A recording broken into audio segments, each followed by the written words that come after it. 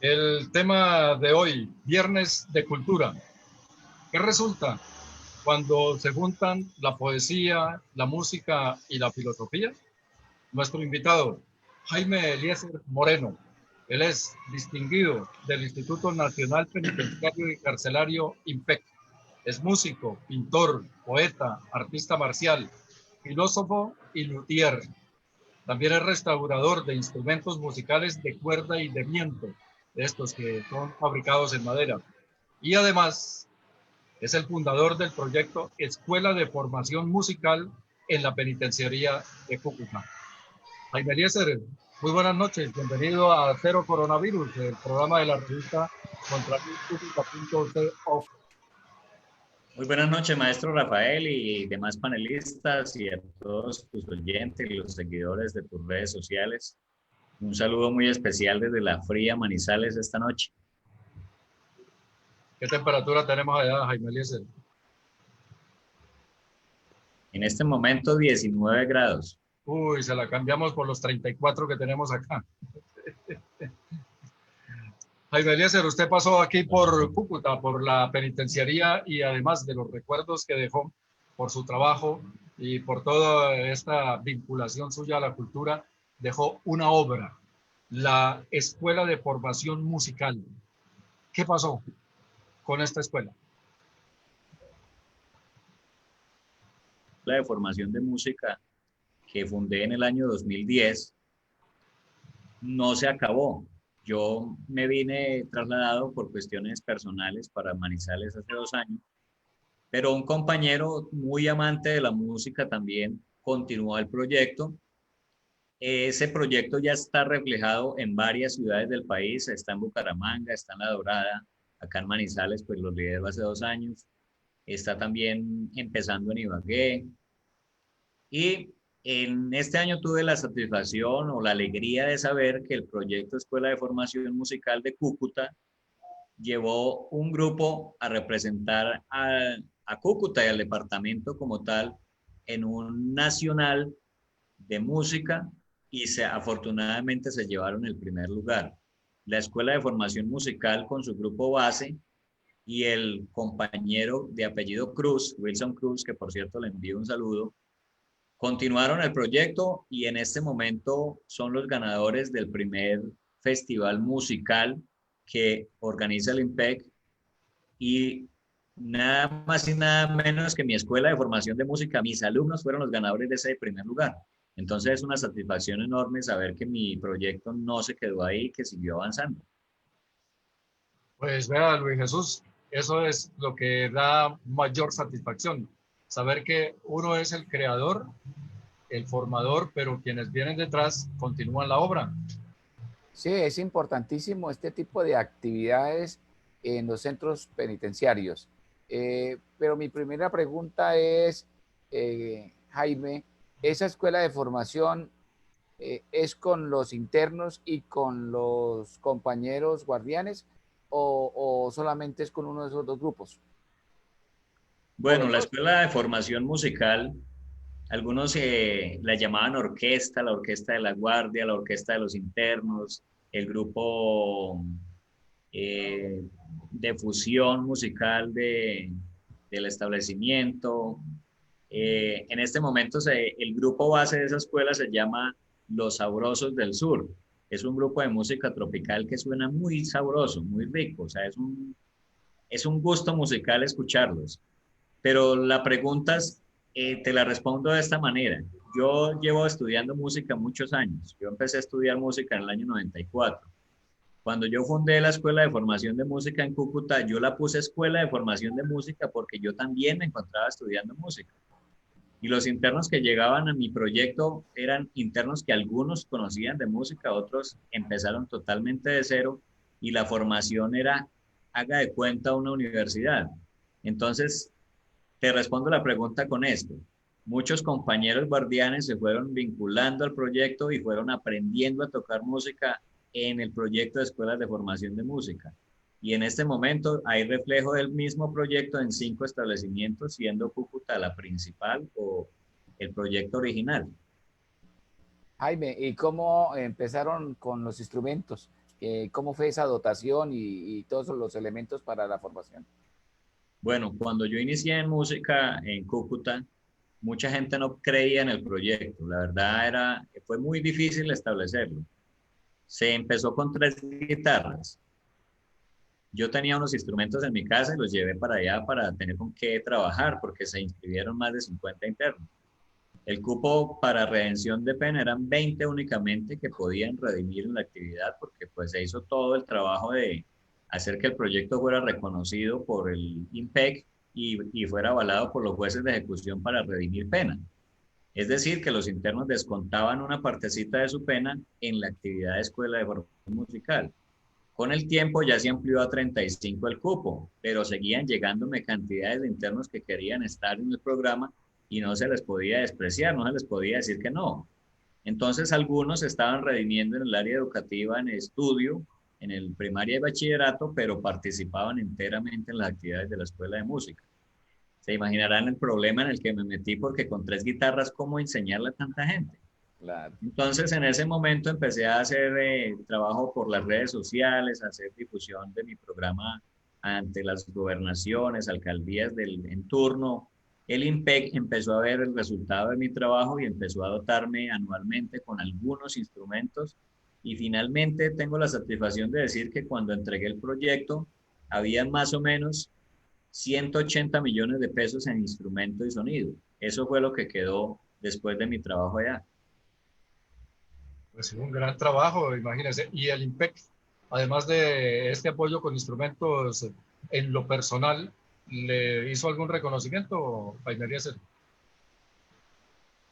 Claro que sí, gracias a Dios el PEC siempre fue conocedor de mi proyecto porque pues el apoyo mayor lo necesitaba de ellos, lo necesitaba de las directivas y lo necesitaba puntualmente el área de tratamiento y desarrollo, que es quien autoriza esa redención de pena a los internos. Entonces el proyecto desde un inicio, en ese momento yo estaba estudiando una tecnología en música sinfónica y necesitaba soportar mi proyecto que fuera algo legal para poder utilizarlo como mi práctica universitaria. Entonces, desde el principio, afortunadamente, las directivas del establecimiento y el IMPEC en general apoyaron muy bien el proyecto y gracias a Dios fue un éxito. Pues eso hace parte, Omar Romero, de la resocialización de los internos, y trabajar en música, a la gente le suena la flauta. Sí, nuevamente buenas noches para todos. Jaime Eliezer, escuchándolo atentamente, pues hay que felicitarlo obviamente por esa condición humana de usted de querer mostrar otras cosas dentro de su trabajo y más en este tipo de personas que por A, B o C han tenido que ir a parar allá a estos centros carcelarios y tener que una manera de soportarlos. Sí, es decir, si en esta pandemia los que estamos afuera nos hemos sentido como encerrados, pues uno no imagina aquellas personas que tienen que pasar mucho tiempo en un centro de reclusión. En ese concurso, es que no lo alcancé a entender, ¿alcanzaron a participar o lo que le preguntaba Luis Jesús, alcanzaron a participar reclusos o solamente eran personal de servicio de ustedes que estaban en eso? ¿Y cómo recibieron ellos, o sea, cómo se siguió ese desarrollo como parte de resocialización para que estas personas cuando salgan ya sepan más o menos qué hacer en su vida dentro de la sociedad? Bueno, el concurso que organiza el IMPEC es un concurso de talento para los internos, para los privados de la libertad. Pues obviamente el traslado de los internos desde Cúcuta a Bogotá, donde estaban los jurados, era muy difícil, pero todo se hizo vía virtual. Se grabaron los videos de los participantes con 2 o 3 intervenciones musicales y se envían a la dirección general donde una persona capacitada para ello pues toma la decisión de otorgar el premio a un ganador. Afortunadamente considero que el trabajo de formación musical para mis estudiantes de la Escuela de Música de Cúcuta fue muy bueno y ellos se podría decir que tienen un nivel muy alto que les podría incluso permitir entrar a una universidad si así lo quisieran hacer una carrera de música, porque la formación que se les daba en la escuela de formación musical era una formación estilo universitario. O sea, tenían que aprender teoría, tenían que aprender solfeo y técnica de interpretación del instrumento que eligieran. Y esa condición de formación técnica y teórica es la que los lleva prácticamente a desarrollar las habilidades necesarias para ganar un concurso. Incluso hay algunos de ellos que en este momento, estando en libertad, se encuentran trabajando con la música. Saludamos a Hugo Espinosa Dávila, que ya está con nosotros, y Omar Romero, le tengo buenas noticias. Reapareció Ferdinand Toulouse. Buenas noches, Ferdinand. Un saludo. Tal vez sabía que teníamos acá al distinguido y entonces dijo, no, antes de que me acusen por allá, me aparezco. Jaime Eliezer, el ritmo en el que están trabajando ahora sus compañeros quienes siguieron su obra, ¿es el mismo con el que usted comenzó? Bueno, en la Escuela de Formación Musical de Cúcuta específicamente, que quisimos que todos los internos que se vincularan tuvieran, digamos, una participación destacada de acuerdo a sus regiones. Como entenderás, en un complejo penitenciario como Cúcuta, hay internos de todos los establecimientos del país que de una u otra manera llegan allá. Entonces concluían muchas regiones culturales de Colombia y por ende no podíamos dedicarnos a tocar un tipo de música en especial. Teníamos que tocar cualquier tipo de música, todos los géneros. En este momento sé que los internos que están en la agrupación musical están trabajando música tropical. De pronto porque en Cúcuta es muy bien sabido que la música de Pastor López y la música tropical le gusta mucho. Entonces se centraron a trabajar en este momento música tropical. Pero también dentro del grupo hay un grupo vallenato, hay escuela de acordeones, hay escuela de música tradicional colombiana en cuerdas. Incluso en alguna época trabajamos también música llanera y pues gracias a Dios también se cosecharon muchos frutos muy bonitos de ese trabajo. Entonces, como tal la escuela, por eso yo la llamo escuela, yo nunca lo llamé una agrupación, ni lo llamé orquesta, ni nada, porque era una escuela en todo el sentido de la palabra, tanto en el aspecto teórico como en el conocimiento de todas nuestras músicas tradicionales colombianas. Dice Hugo Espinosa, a quien saludamos ahorita. El Consulado de Colombia en Mérida, a instancias de nuestra embajada en Caracas, por allá en el 2007 o 2008, trajo la propuesta de un convenio con la Organización Batuta de Mérida y la Secretaría de Cultura de la época, pero le pareció muy perecuda, o sea, le dio como mucho pereque la gestión que ellos debían hacer para la consecución del presupuesto, que entre otros compromisos era que ese presupuesto lo manejaría la organización. Imagínese eso, Luis Jesús, cómo se pierden esas oportunidades. Sí, realmente falta de interés y falta de conocimiento de que esta parte de la formación en música hace parte de la cultura de todos los pueblos.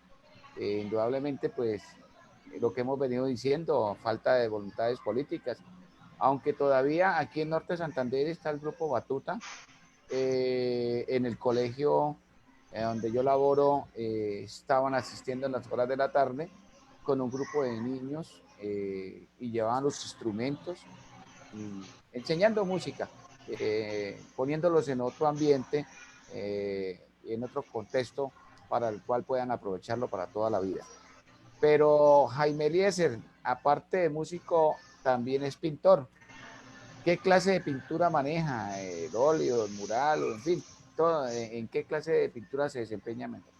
Bueno, la verdad yo siempre he trabajado la técnica del óleo sobre lienzo, pero pues uno en el transcurso de su trasegar, por decirlo de alguna forma, artístico, uno tiene que experimentar muchas técnicas o lo que más se le convenga o lo que más salga.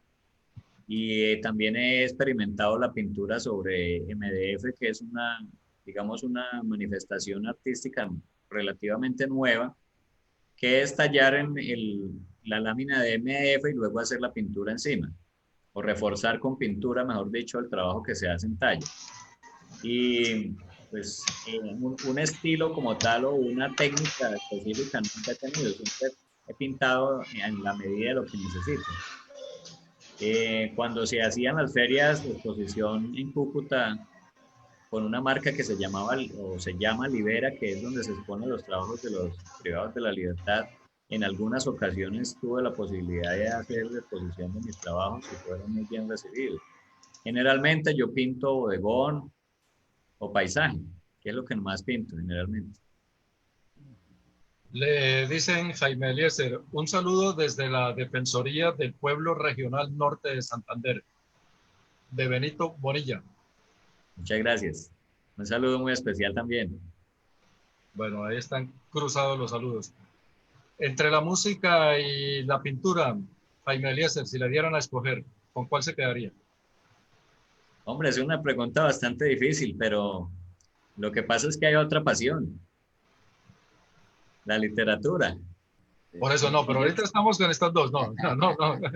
No meta en el cuento al tercero. No, entre música y pintura. Vamos a ir decantando.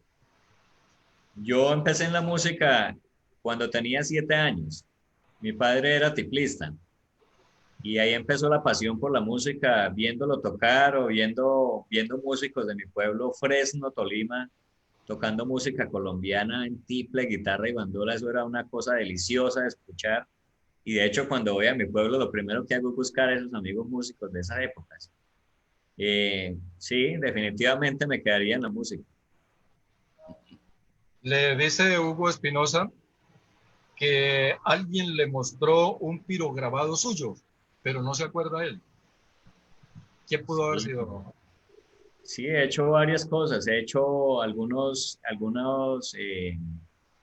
he hecho pinturas que tienen versos poéticos. He hecho también algunas, en madera he hecho grabados con pirograbador. Es que lo que pasa es que uno deja obras en todas partes y es muy difícil recordar cuál. Pero sí, seguramente en algún momento dejé un pirograbado. Omar. Bueno, hablando de música, les tengo música de fondo, ¿no? Ya empezaron aquí la parranda de viernes. Es para amanecer. Pues viendo un poquito con el palmarés, como dicen en el argot deportivo, pues obviamente Jaime Eliezer viene de una tierra musical como es el Tolima, ¿no? Entonces, pues, de ahí la vena de pronto de la música y qué más se puede decir, una persona polifacética, de todo hace de todo un poco, ¿no? Pero también obviamente es escritor, por ahí pues alcancé a leer algo de los escritos, de las novelas. ¿Cómo le ha ido en esa área? ¿Ha sido bien correspondida? ¿Se ha sentido bien respaldado de acuerdo al estilo en el que escribe las diferentes obras que ha publicado? Gracias a Dios tengo que decirlo que mi experiencia como escritor, aunque yo nunca me he considerado un escritor, siempre me he considerado un, un aspirante a escritor o un escritor en ejercicio, pero los acercamientos a la publicación de obras han sido 3 experiencias maravillosas. La primera pues fue en Cúcuta, precisamente para la fiesta del libro de la ciudad de Cúcuta en el año 2016. Tenía muchos escritos acumulados de años de trabajo que no me había decidido a escribir, a publicar. Y en esa feria del libro de 2016, pues tuve la posibilidad de presentar un trabajo poético que quiero muchísimo porque es prácticamente como mis primeras letras. Una recopilación de poesía del año 95 al año 2009. Y en el año 2016 me arriesgué a probar qué pasaba. Hice mi primera intervención publicando una obra poética y para mi sorpresa yo decía, bueno, en este momento de tanta tecnología y tantas cosas que están apareciendo, ¿será que la poesía sí es vigente? Y para mi sorpresa en esa fiesta del libro, muchísima gente se acercó a comprar mi obra, a buscar un autógrafo. Empezó la difusión por las redes sociales de esa obra y en menos de un año ya se habían vendido más de 1000 ejemplares.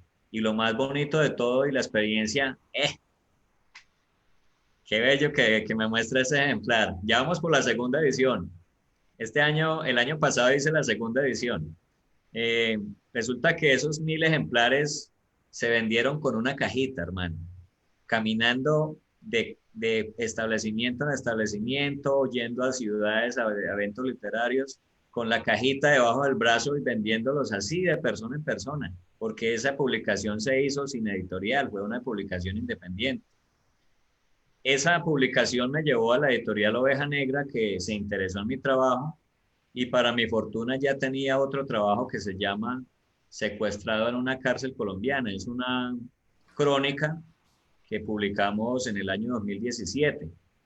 De esta crónica tengo que decir que fue una experiencia muy grata el saber que mi obra se vendió en México y fue muy bien recibida por parte de los lectores en México. Logramos más de 10.000 ejemplares en ventas en 2 años que llevó el contrato con la editorial Oveja Negra.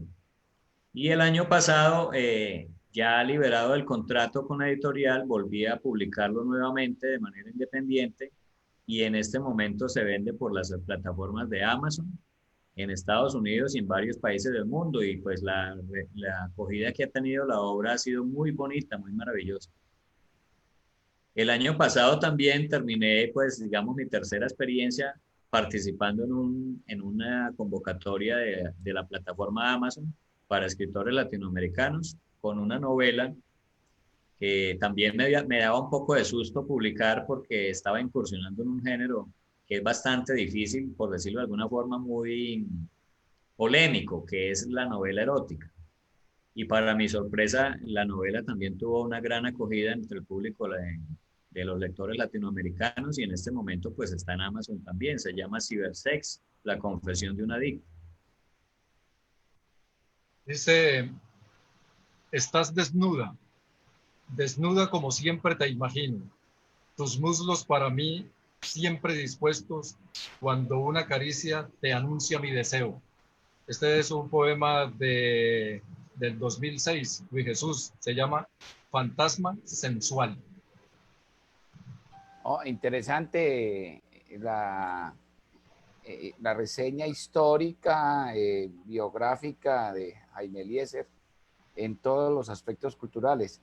Sí, yo cuando leí esta tarde parte de su hoja de vida, miré entre las obras literarias Secuestrado en una cárcel colombiana.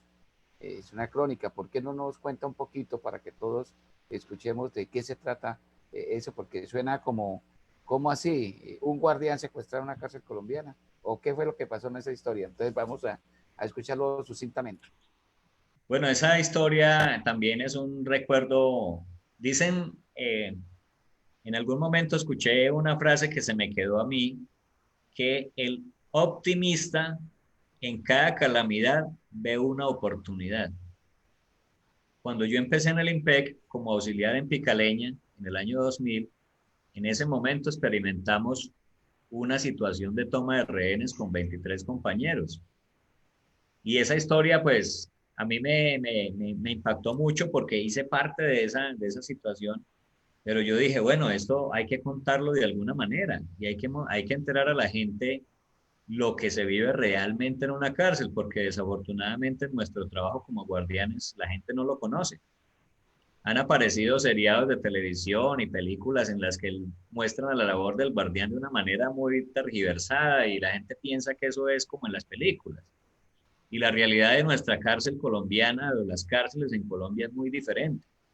Y cuando escribí la crónica Secuestrado en una cárcel colombiana, lo que quise fue retratar esa realidad, lo que vive un guardián dentro de una cárcel que la gente no conoce. Quise que las personas fueran a esa cárcel y miraran desde la vista de un guardián, desde la óptica de una persona que trabaja con los internos y está dentro de una cárcel. Entonces conté una historia, por eso es una crónica, porque es el relato minuto a minuto, día a día de lo que pasó durante 8 días de secuestro de 23 funcionarios en manos de más de 5.000 internos que había en ese momento en la cárcel de Picaleña. ¿Qué es más fácil escribir? ¿Una crónica o un poema? Yo diría que una crónica. Porque es la diferencia.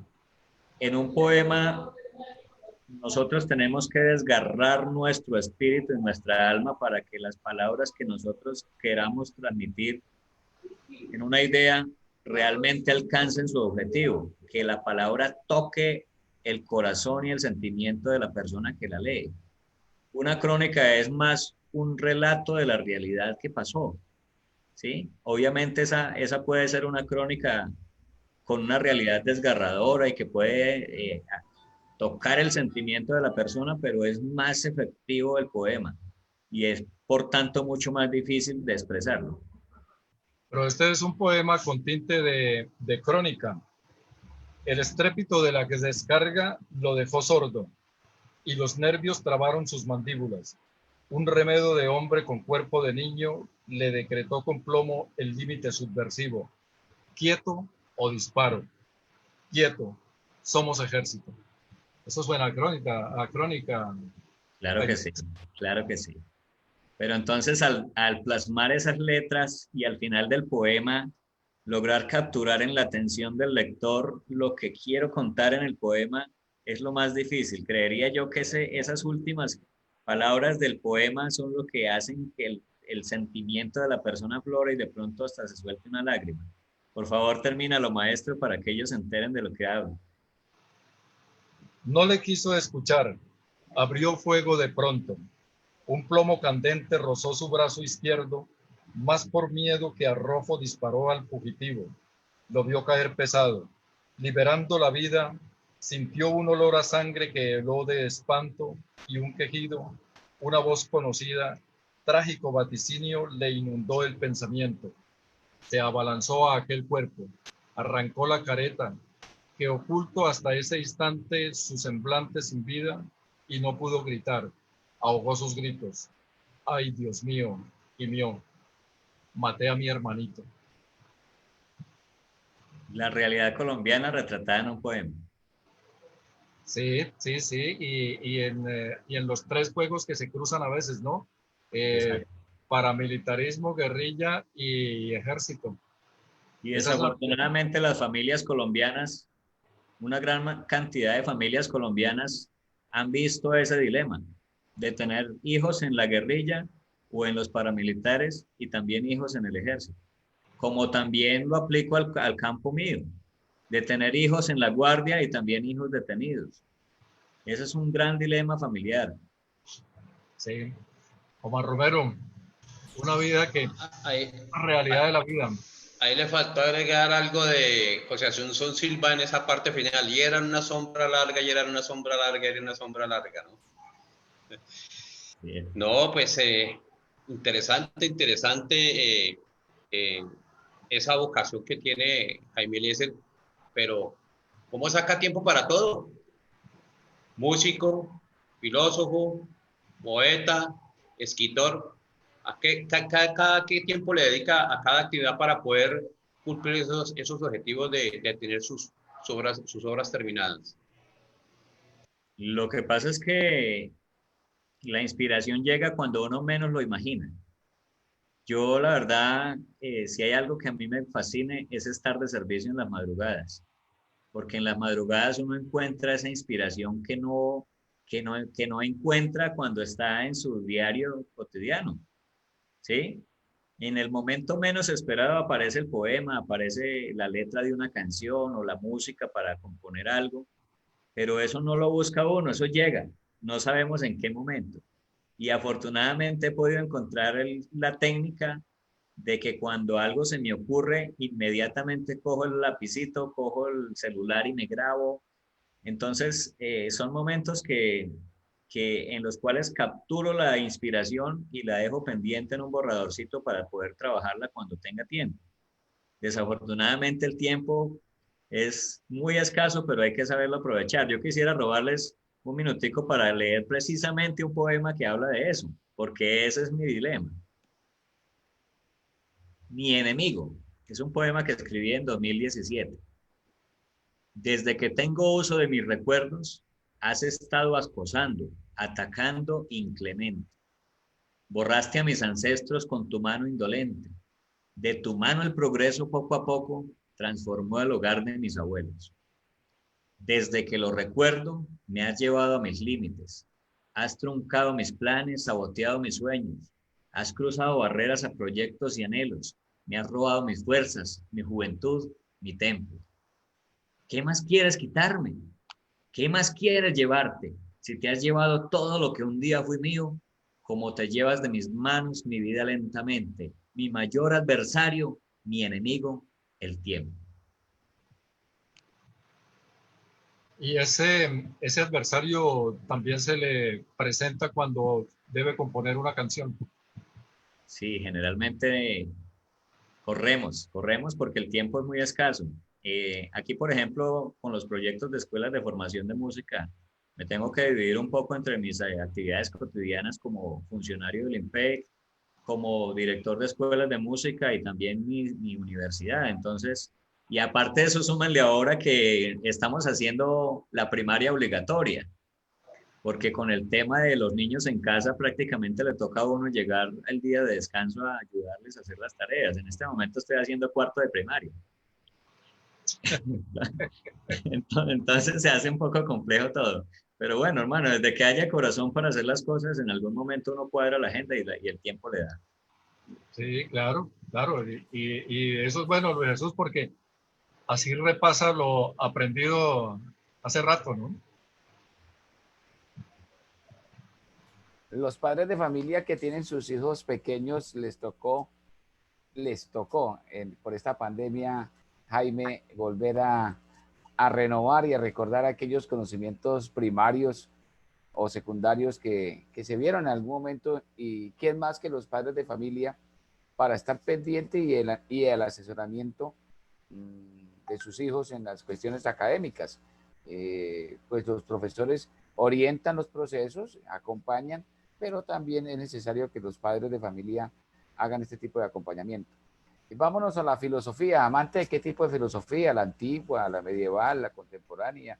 ¿Y qué tipo de filosofía le gusta o maneja en el momento? Bueno, las bases de la filosofía antigua definitivamente nunca cambiarán y siempre estarán vigentes, a pesar de que muchos filósofos nuevos y muchas corrientes filosóficas plantean la manera de escudriñar el conocimiento de una manera diferente. Los métodos filosóficos antiguos seguirán siendo vigentes. No van a poder cambiarse porque los fundamentos de esa filosofía en la investigación, en la hermenéutica, en la epistemología, en todos los ámbitos del conocimiento humano están vigentes. A mí particularmente la hermenéutica como herramienta de análisis y de interpretación de lo que pasa a mi alrededor es prácticamente una herramienta que todo el tiempo debo tener en cuenta. Entonces, a pesar de que en algún momento de mi vida me dediqué a estudiar filosofía, mmm, prácticamente la filosofía para mí ha servido es como una herramienta de aprendizaje del cotidiano. Lo que decían en alguna época los filósofos de la capacidad del asombro, ¿sí? Para eso utilizo la filosofía yo, para asombrarme de lo que pasa cotidianamente y de a ello tomar algo. Y prácticamente en ese uso de la capacidad de asombro es donde nacen las ideas buenas para hacer un poema, para escribir una obra literaria, para hacer una canción.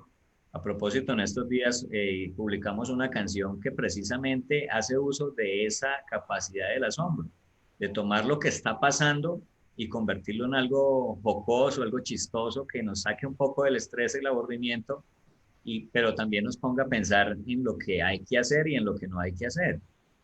Ahí en eso radica la filosofía, o esas herramientas que la filosofía nos da, precisamente las tenemos que usar de esa manera. Nosotros tenemos que asombrarnos de lo que pasa y apropiarnos de lo que vemos que pasa. No podemos pasar por el mundo como si nada pasara a nuestro alrededor. Entonces la capacidad de asombro no estaría funcionando. Y precisamente los creadores, las personas que crean, las personas que escriben poesía, los que hacen música, creo que son los que más utilizan esa capacidad de asombro, esa capacidad de tomar lo que está a nuestro alrededor y volverlo a algo que se puede volver una obra para la posteridad. ¿Y cómo dice esa canción, Jaime Eliezer?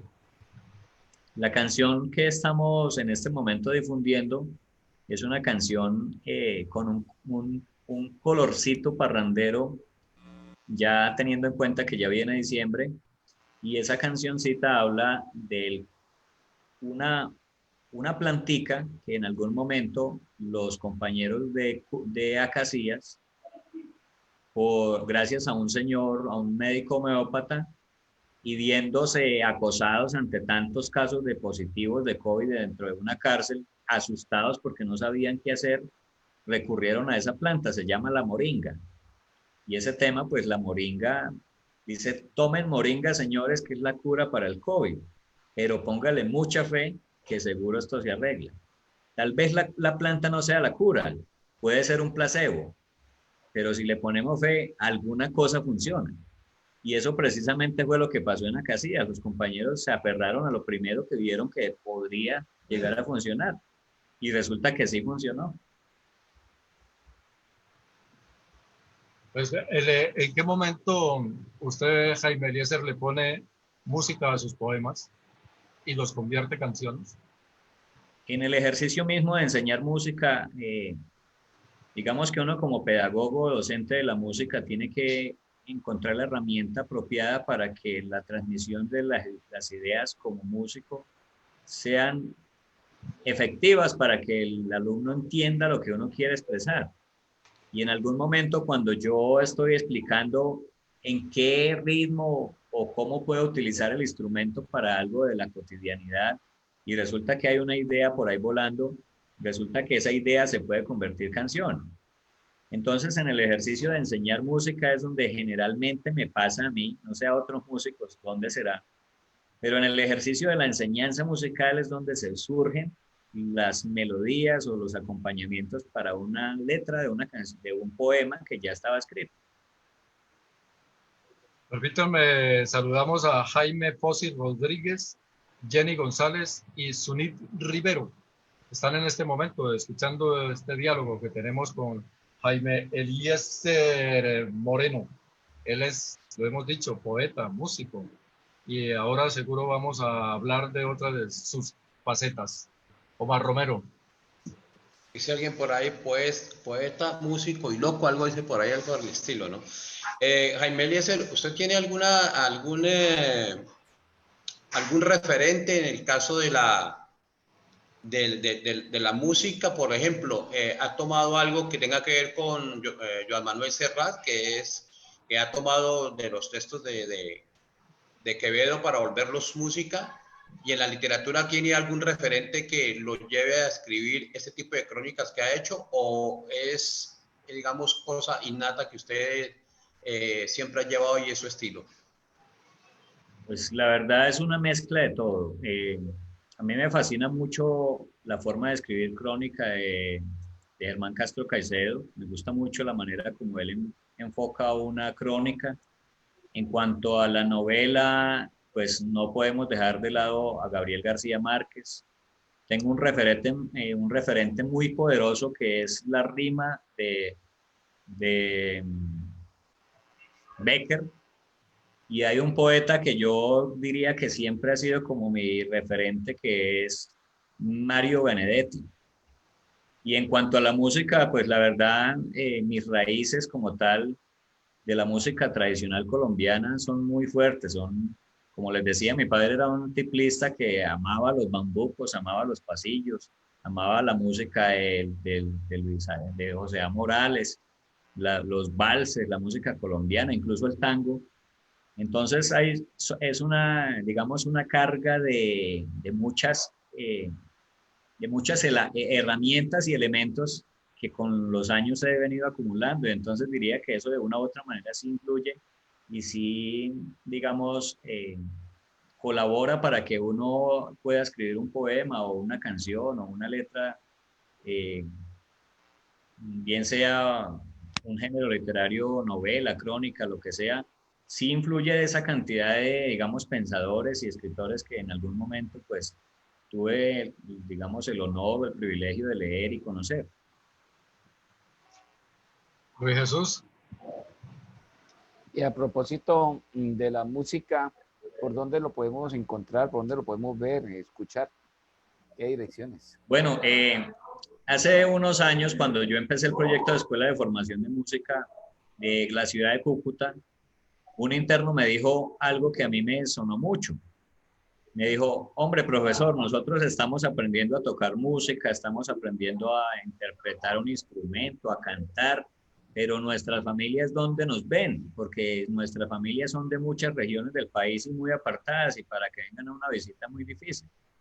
En ese momento, teniendo en cuenta esa consideración de mi alumno, creé un canal en YouTube que se llama como mi nombre. Nunca quise ponerle nada diferente a mi nombre.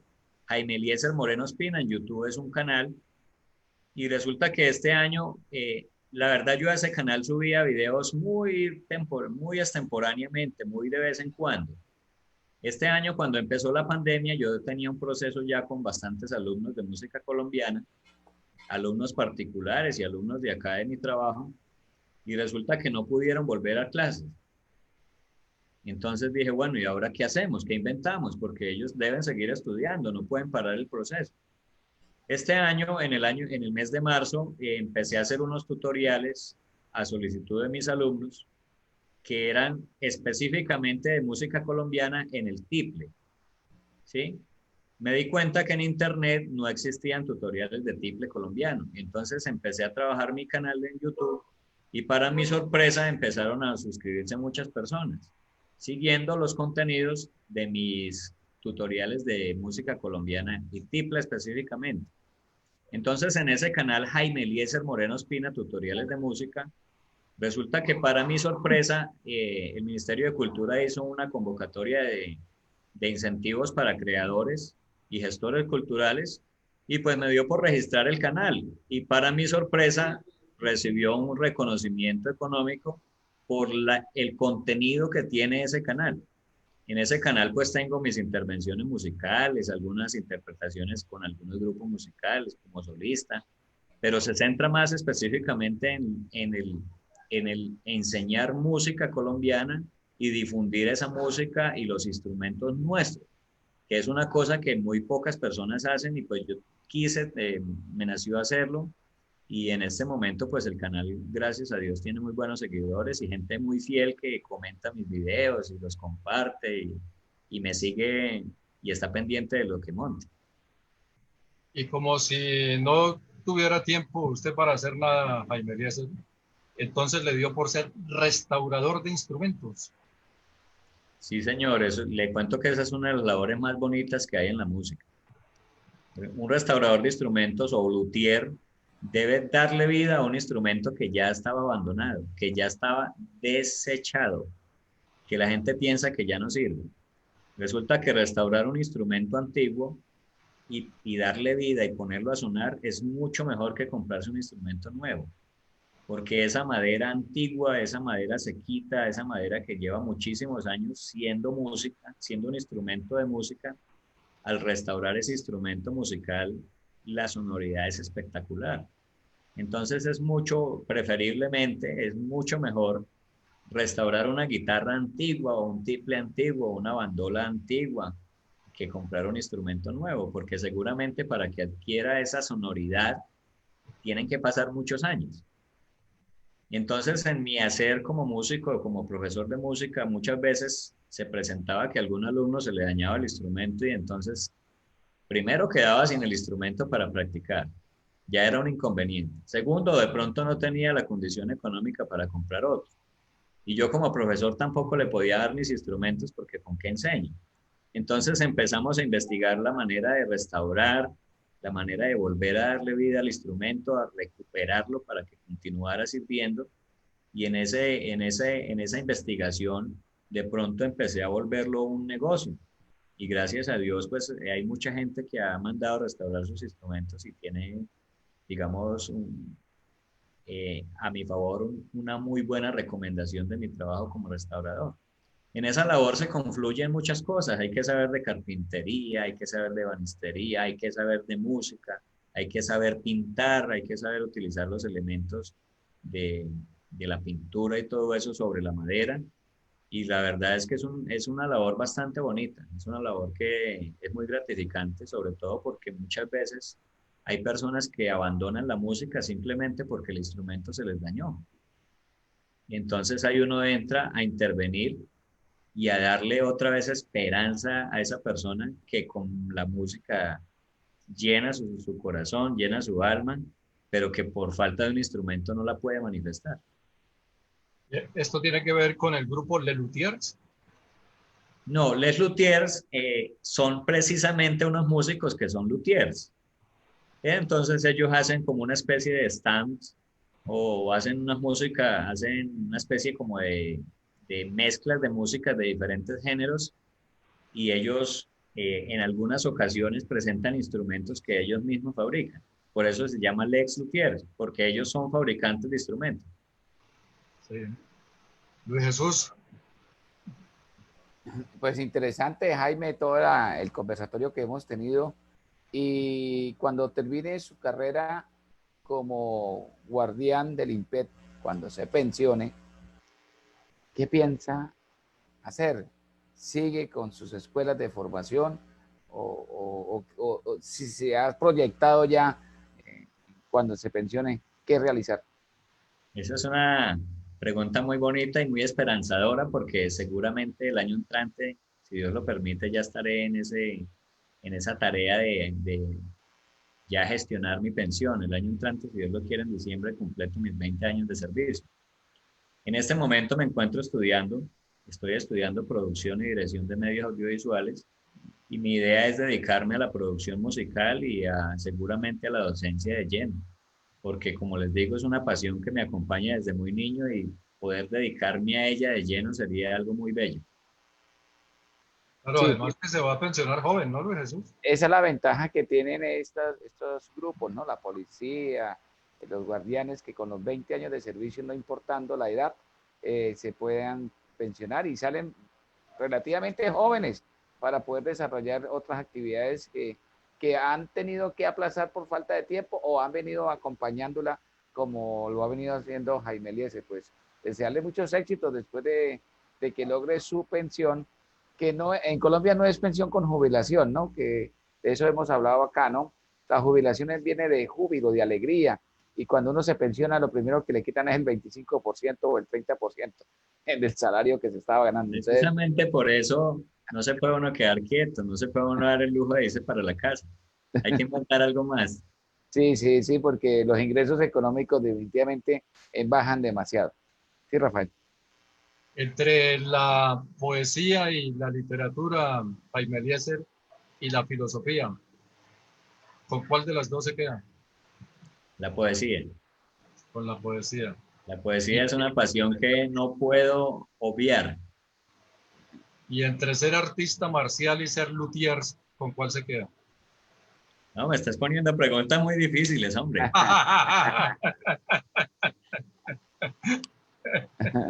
No, no, para definirle el perfil ahora que se vaya a pensionar.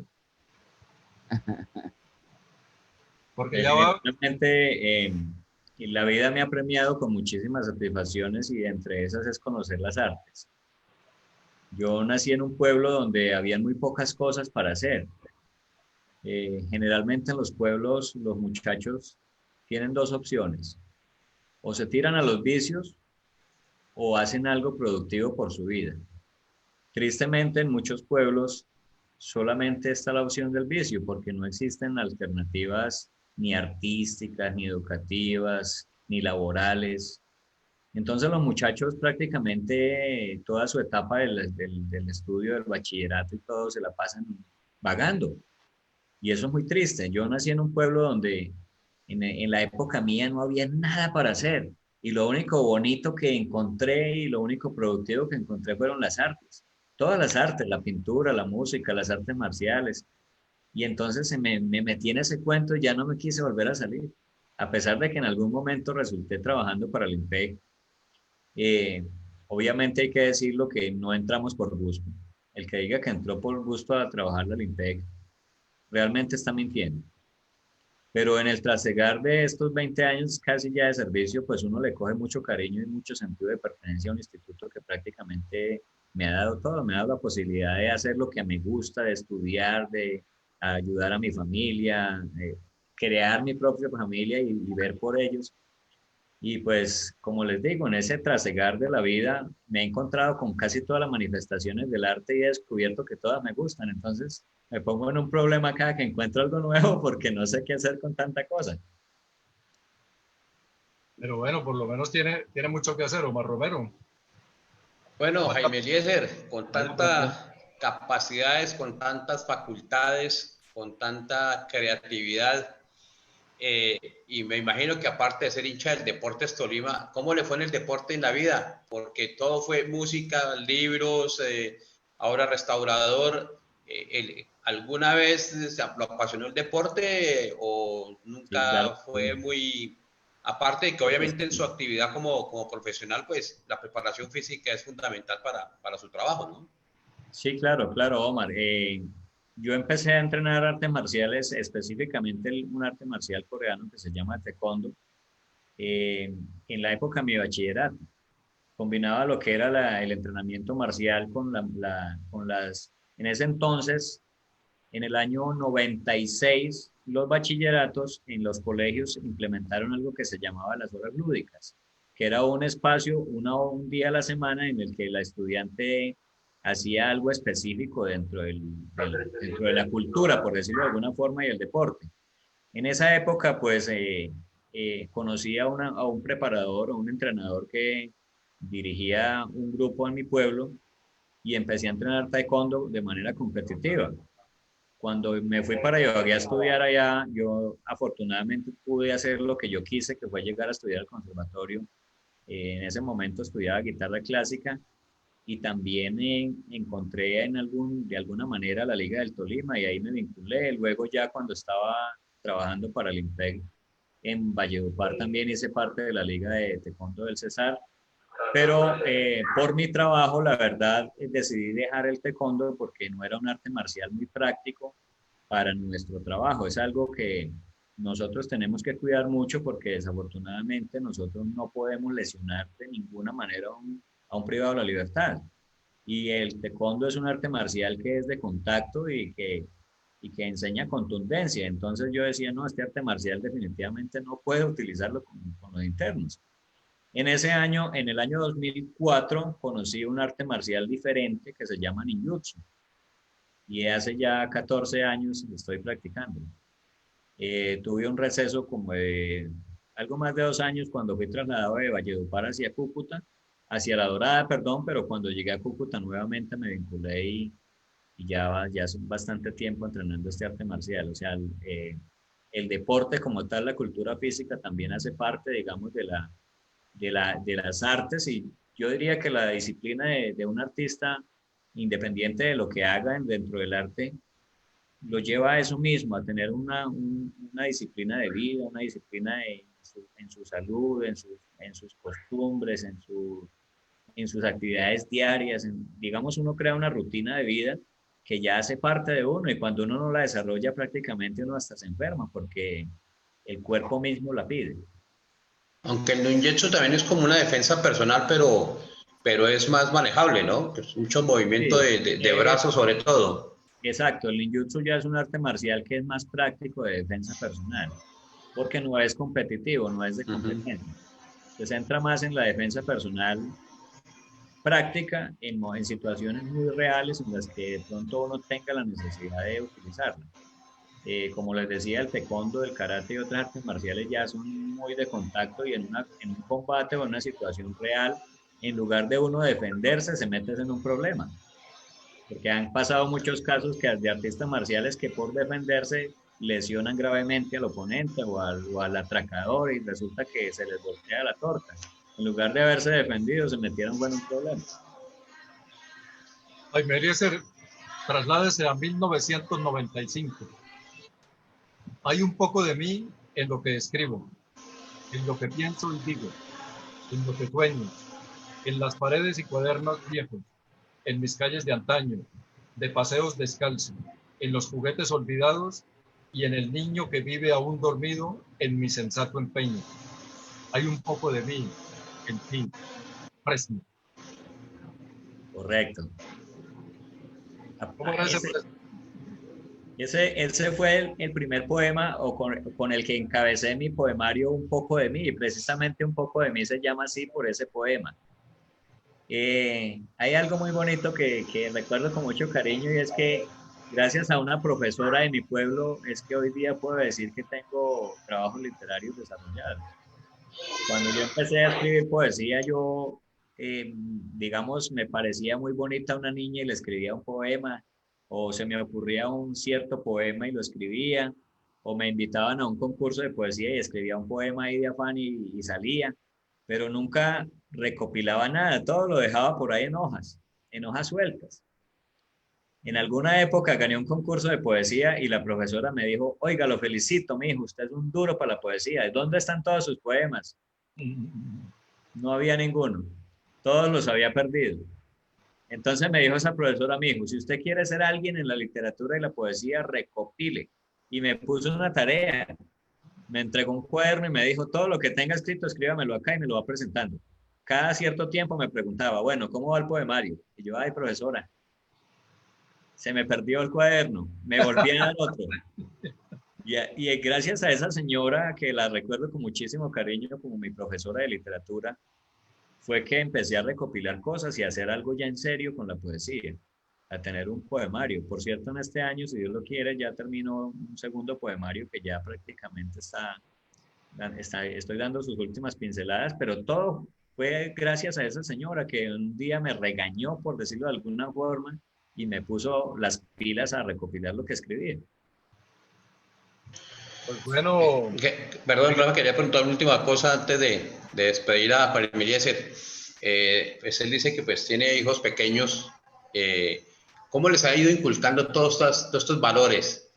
Porque hoy en día los niños están en otro mundo, las tecnologías están más encima de ellas, que de pronto, aunque sirven para educar, para formar, pero a veces se encaminan más bien por otras cosas que ver lo que hace un papá como usted, que tiene todas esas facultades de escribir, de hacer música, en fin. ¿Cómo los ha ido llevando para que tengan esa sensibilidad por estas artes y que no pierdan ese feeling que usted trae en su sangre desde pequeño? Pues te cuento que la experiencia de padre también es un reto. Y así como mi padre alguna época me llevaba donde los músicos para que yo viera tocar a los músicos y digamos como que se me untara un poquito ese amor por la música y la cultura, así lo he hecho yo siempre desde el vientre de mi hijo mayor. Siempre he estado inculcándoles la música, ellos me ven tocar, me ven dar mis clases y gracias a Dios han empezado como a cogerle el sabor y el gusto a la música. De hecho, mi hijo menor en algunas intervenciones que he hecho en mi canal de YouTube aparece cantando conmigo, y eso para mí es algo espectacular porque siento como, o sea, yo diría que la experiencia o las sensaciones que experimentaba mi padre cuando me veía tocar por primera vez una guitarra, esas mismas sensaciones las puedo entender ahora que soy papá y veo a mi hijo cantar una trova o acompañarme en una canción colombiana. Es una sensación muy bonita, la verdad. Logro entender lo que mi padre sentía cuando me veía en un escenario tocando muy pequeño, porque la verdad uno en el momento que se está viviendo eso no lo percibe, pero ya siendo padre y viendo a mi hijo tocar un instrumento, mi hijo mayor tiene 11 años y toca el violín, y mi hijo pequeño está empezando en la guitarra y en el teclado. Y entonces es una experiencia muy bonita verlos tocar y uno decir, hombre, así empecé yo, así fui yo. Eso es una experiencia muy bonita. Pues Jaime Eliezer, muchas gracias por haber estado con nosotros acá, por contarnos toda esa vida, porque nos ha dicho que es ser músico, que es ser pintor, poeta, filósofo, luthier, y todo eso que tiene usted en la cabeza, más lo que está aprendiendo y que va a seguir aprendiendo. Muchas gracias, Jaime Eliezer, y muy gentil de su parte. Seguro que nos volveremos a ver para otra charla, para otra conversación. Que nos traiga más crónicas, no deje de escribir crónicas. Sí, seguramente en algún momento les notificaré mis nuevos trabajos, porque pues la idea es continuar insistiendo en el campo de las artes, que es tan amplio, y como les decía, es una experiencia de vida que es muy satisfactoria porque sentir que las artes lo han acompañado a uno y que hacen parte de su trayectoria y también hacen parte de la facilidad para uno llegar a personas y mostrarles que por medio de las artes también se puede mostrar, también se puede manifestar y también se puede vivir. Entonces es algo muy bonito y seguramente no pararé porque digamos que ya el empuje está hace mucho tiempo y pues gracias a Dios y a las personas como ustedes que se interesan en la vida de uno y quieren que uno les cuente un poquito de lo que ha sido esa trayectoria, es que uno como artista se hace por el interés de las personas que leen un poema de uno o que escuchan una canción y dicen, ve, esta canción es de Jaime Moreno. Por esas cositas, esas manifestaciones de felicitación, ese aplauso que es tan bonito escucharlo cuando uno está en un escenario, eso es lo que lo motiva a uno y lo que lo induce a continuar estudiando y a continuar creando cosas. Qué bueno. Muchas gracias. Muchas felicidades y éxitos. Eliezer, que esté muy Muchas bien. gracias. Muy buena noche. Gracias. Igualmente, felicidades. Y nosotros nos quedamos acá para preguntarle a Rafael Yamit